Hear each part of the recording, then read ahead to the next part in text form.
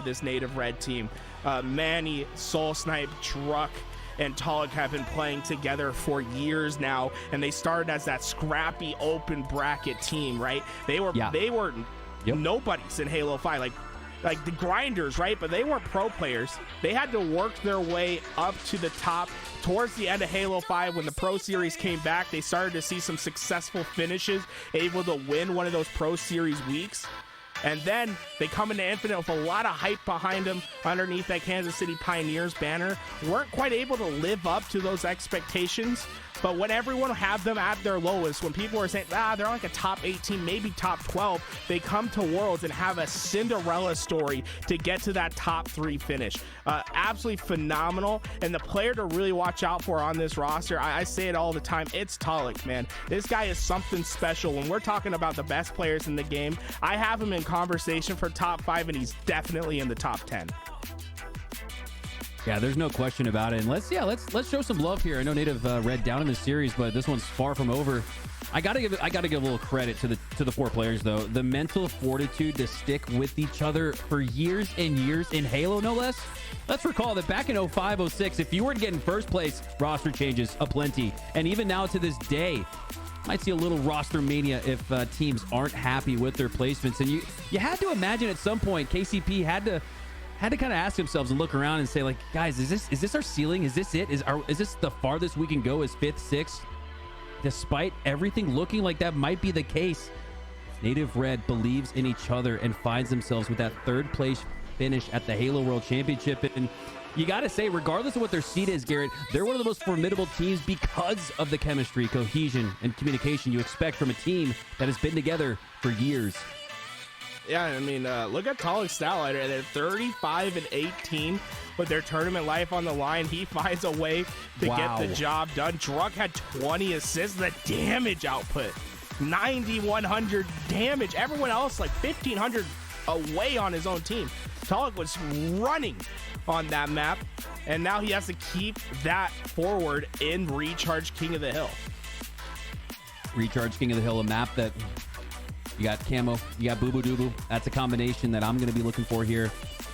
And maybe a little bit of Taulek, maybe even SoulSnipe popping off with that shock rifle. Those two are going to be absolutely pivotal here.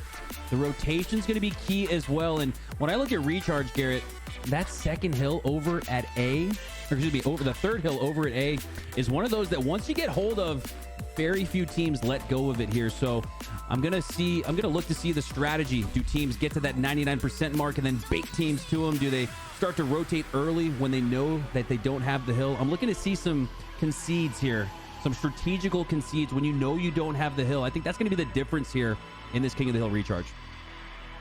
Yeah, knowing when to give stuff up, knowing when to get that rotation through.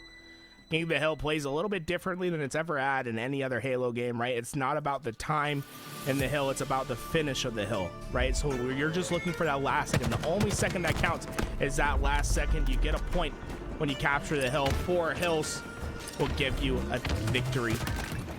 A bit different than any other Halo, but it makes for some crazy finishes. Oh, Falcated just shut him down from across the map.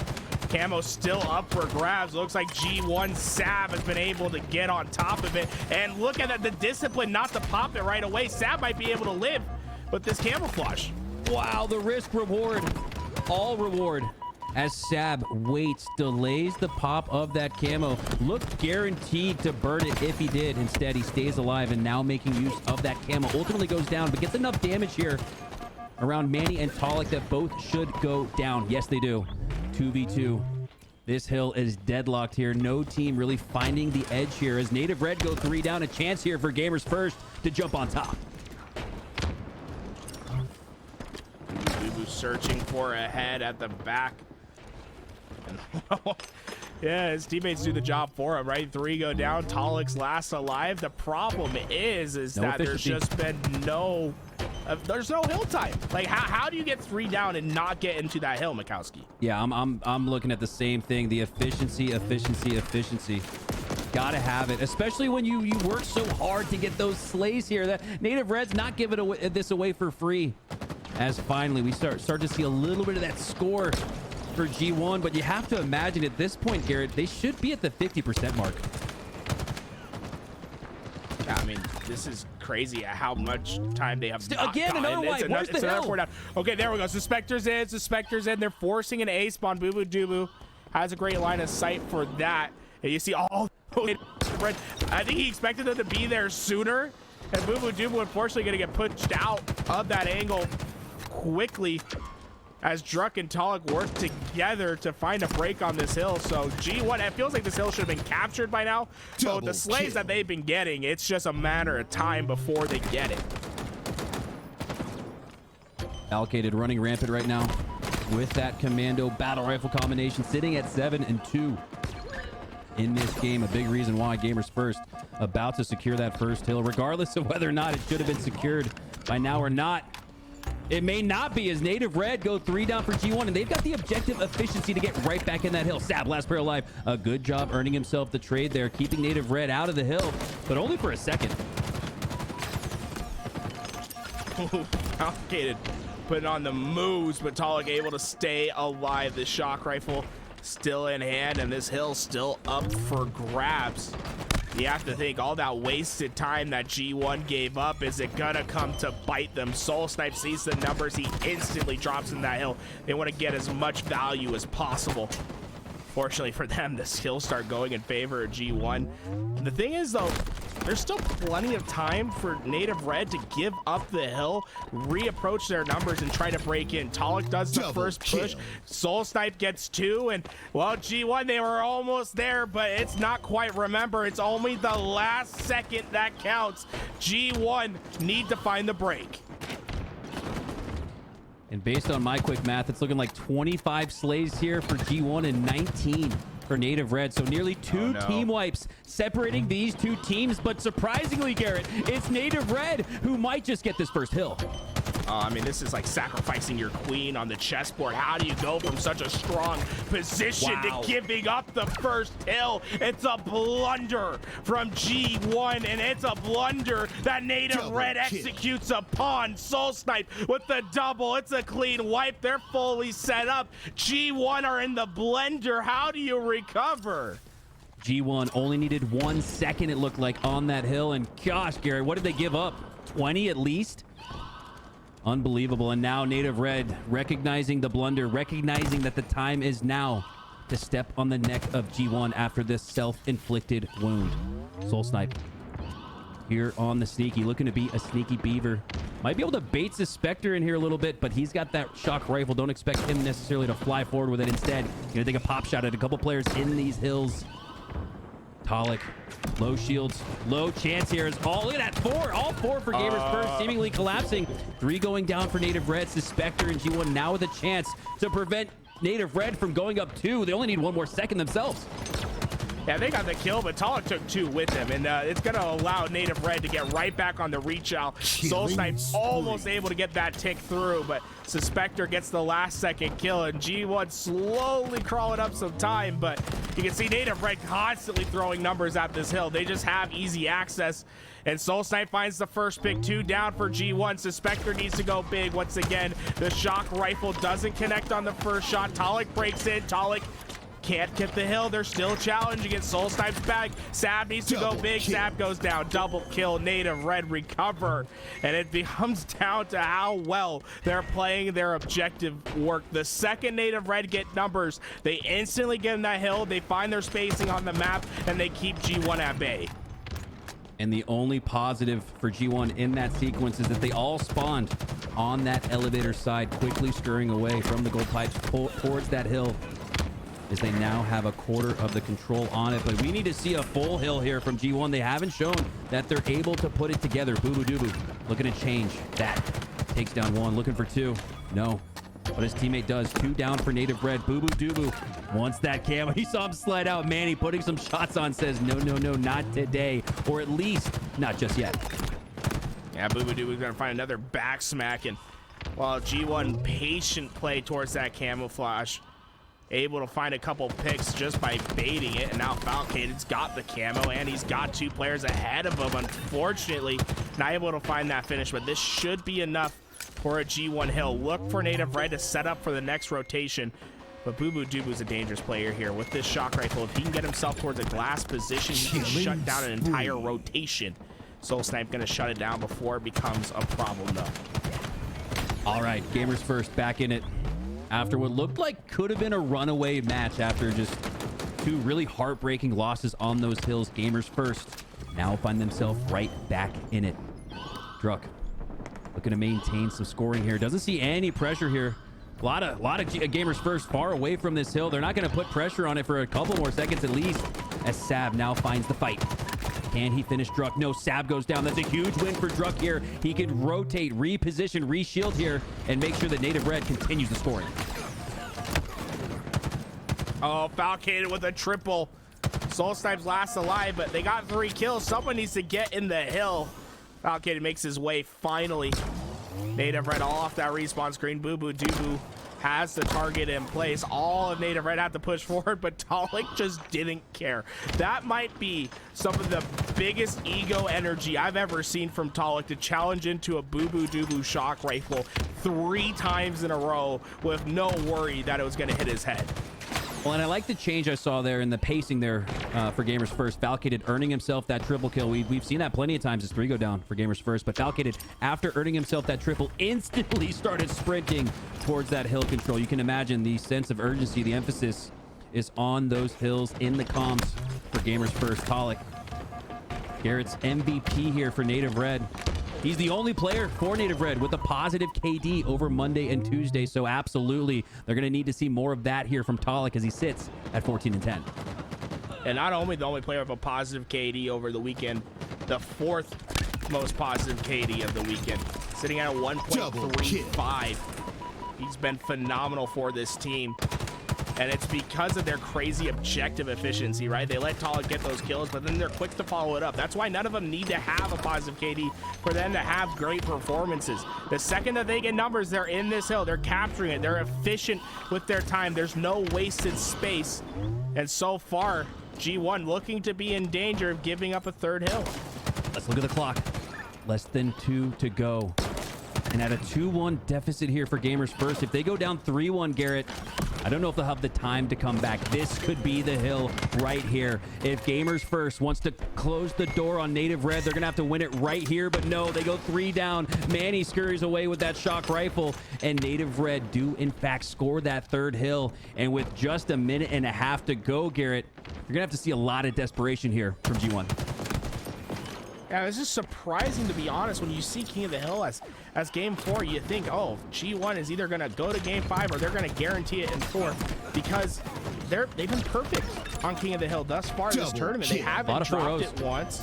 A lot of 4. Like, they are a very efficient King of the Hill team, and so far they just haven't shown it in this game. And I love this play, the disruptor pistol from SoulSnipe. He's in tower right now, or it's Taulek. One of those two has the disruptor pistol sitting at top. It's Taulek. Every time you see someone get in, he's shooting the pad and he's able to get the kill. So although they don't have the spawn control right now, Taulek's keeping them from getting time. And every second that ticks off this clock, it's a death for G1's opportunity to get back in this game. Taulek is being a frustrating problem.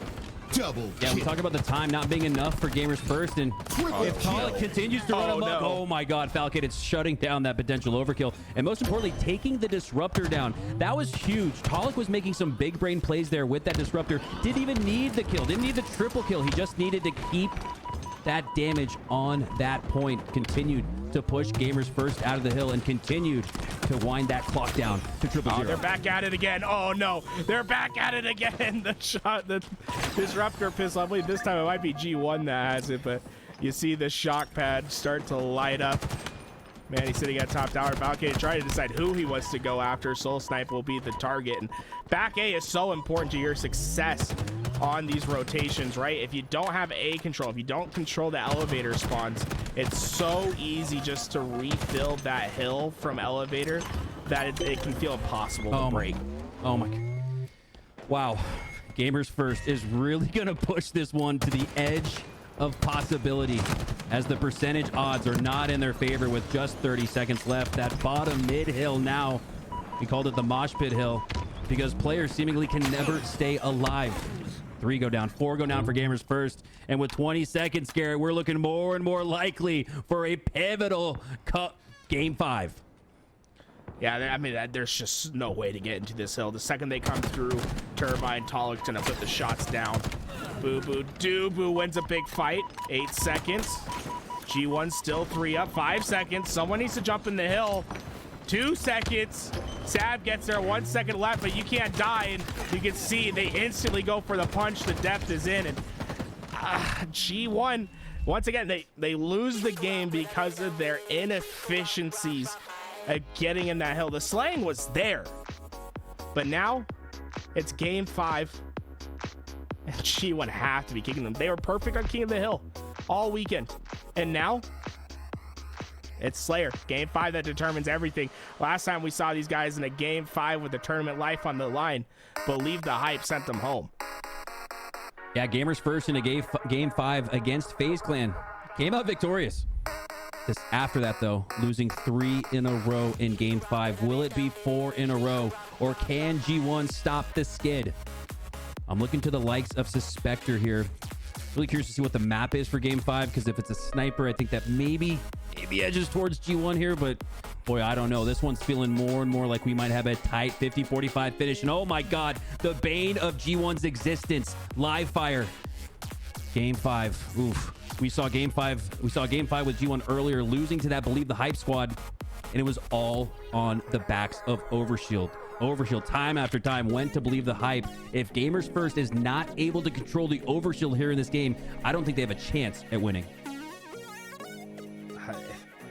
Well, G1, we saw them inefficient with their slays to get power-ups and to get hill time.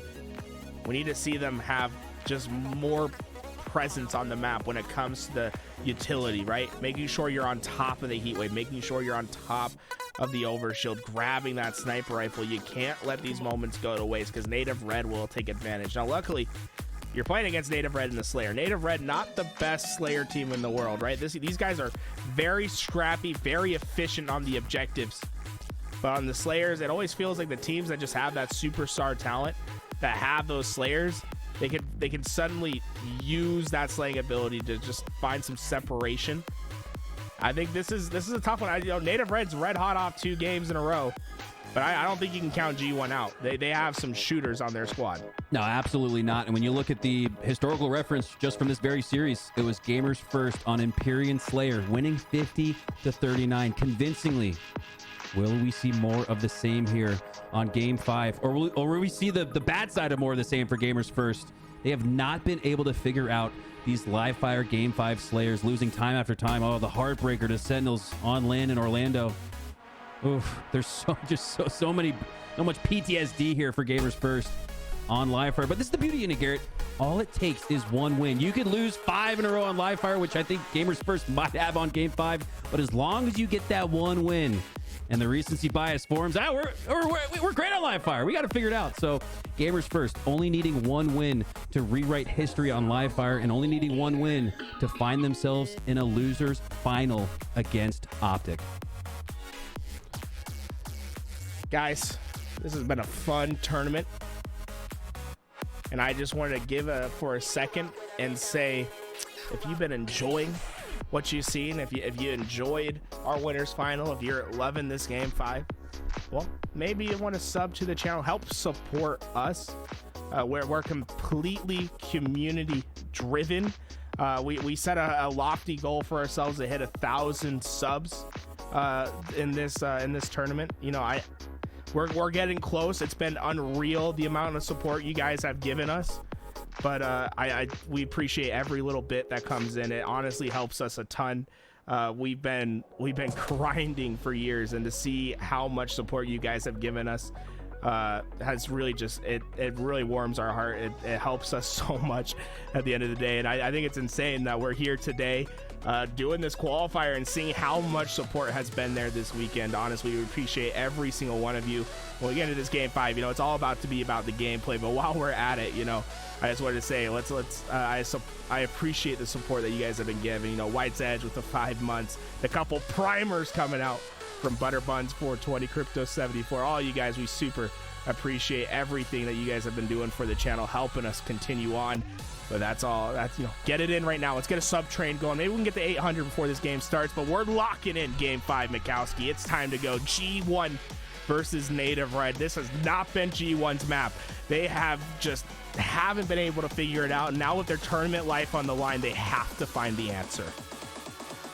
Ooh, it all comes down to this. Two of HCS's biggest, maybe non-partner teams here. So this is an opportunity. This is one of those matches that feels like maybe you're fighting for something more than just the win here, and you're positioning a pool play, a partnership maybe on the line as well. And for these organizations and the sustainability of Halo, it is an absolute goal for every single one of these teams to find themselves on the other side of that partnership. Now hopping on board here with Suspector. We've seen what he's able to do with this snipe. Unfortunately, over here on that A side, not going to get instant access to that sniper. Instead, he's going to go for the heat wave. So starting to see a little bit of the strategy and decision making. Uncontested heat wave grab there for Suspector. You got to imagine Native Red maybe focusing instead on that sniper, some top mid control, or the overshield. Overshield gonna go to Falcated. No one really there to stop him. He said this has been one of their biggest problems, and well, they've been able to earn the early one. Slays in their favor. Now, can they keep Native Red on a spawn cycle, right? This is where it's dangerous for Native Red. You've given up 2 kills, and now they surge forward. If they can keep finding those slays, keep them from getting 4 up and having any momentum, G1 can put a huge separation in the beginning of this game. SoulSnipe wins that melee brawl, if not for Falcated grabbing overshield. Huge. You have to imagine even just grabbing overshield was a sigh of relief for Gamers First, but they do one better. Falcated hasn't died yet, still alive. Bubu dubu with the sniper rifle. A really strong start here. A 4-kill game. If they can get to the 5, they can start to break this out to a 2-possession, maybe a 3-possession game. And you have to wonder, maybe that's what Gamers First needs with how unlikely they've been to win here on Livefire.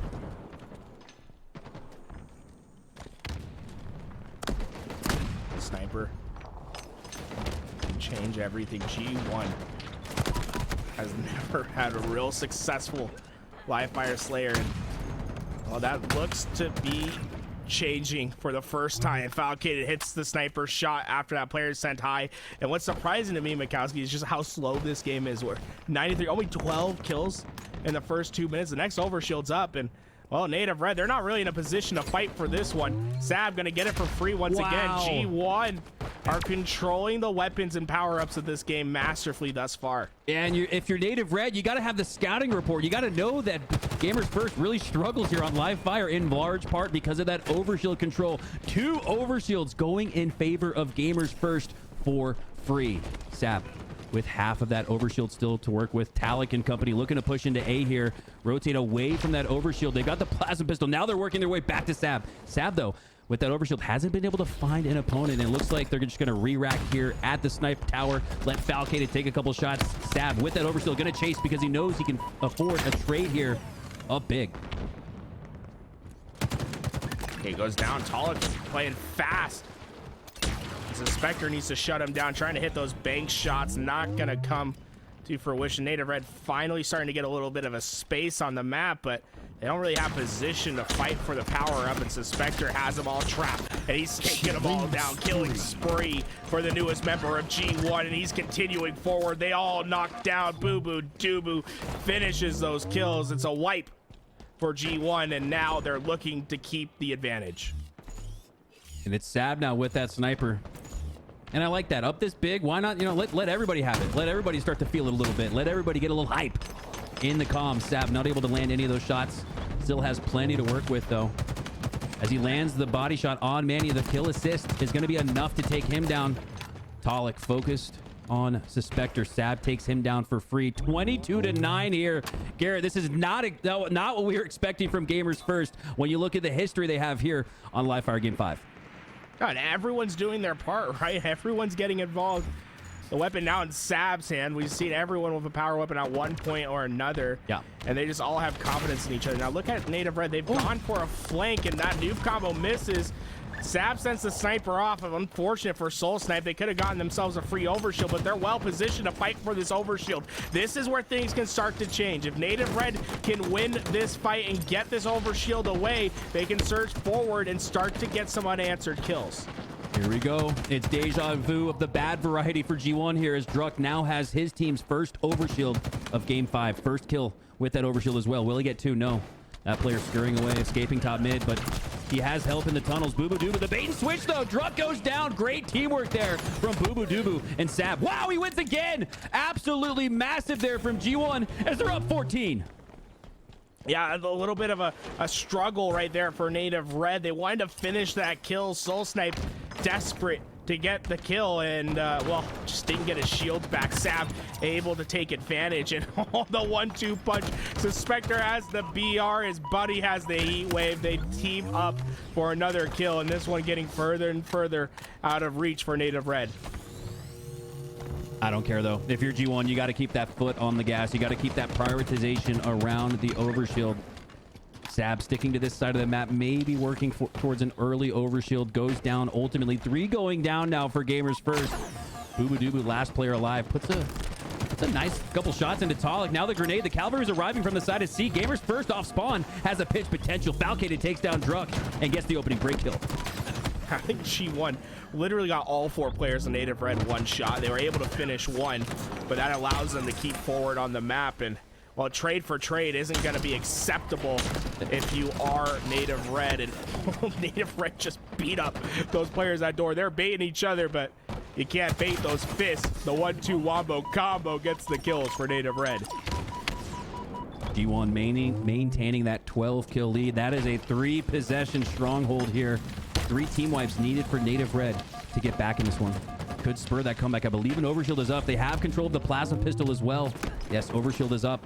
And now just like that, after 2 strong overshield grabs for G1, it's Native Red with 2 of their own. Can they maximize the value here, Garrett? Well, Sab has the sniper. Falcated has the heat wave. That's plenty to deal with an overshield. It's just a 1-for-1 trade, and Sab stays alive. 5 more bullets left of the sniper. And Native Red have to be careful about their push. Druk takes the shot. Manny gets the kill.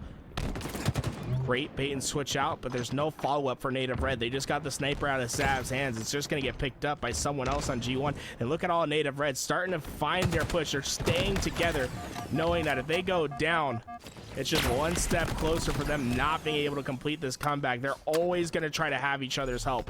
Expect to see Native Red clambering onto each other. Native Red looking to clamber onto each other, clambering to any glimmer of hope here, as they're going to need one of the biggest comebacks in Team Slayer history, as Gamers First looking like they've finally figured out these Game 5 live fire matches. Up by 16 here, heading into the 40s. Bubu Dubu confident enough with this lead, leaves the snipe tower.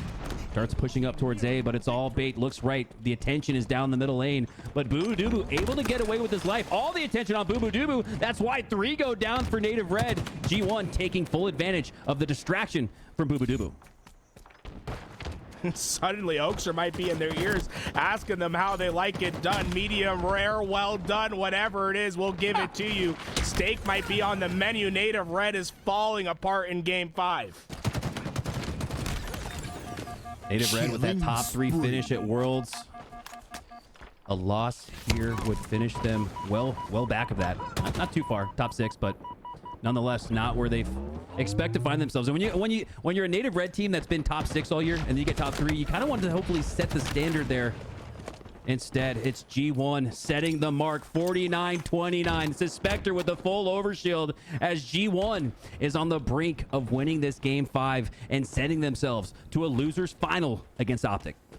If Kenny Vaccaro doesn't start up the grill right now and get those steaks on the menu, I don't know what G1's doing over in those offices. That is a beautiful game, and on their worst game type as well. It has been disaster time and time again for G1 on Live Fire Slayer, and now they ice it up when it matters the most. Tournament line on a line against a red-hot team coming off back-to-back game wins.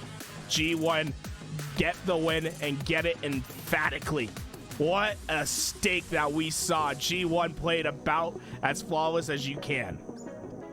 G1 eviscerating all doubt for their performance on Live Fire Game 5. And maybe this is the start of a new trend here, Garrett, where we see G1 ice up in these Live Fire Game 5s. But I got to tell you, man, for Gamers First, this is such a huge monkey off the back.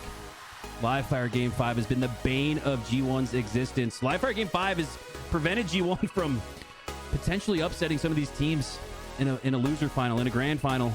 Now G1 gets their opportunity, moving on to the lower final, where they face off against an Optic team who, Garrett, might be reeling a little bit after that loss to FaZe. G1, the upset is ripe for the taking.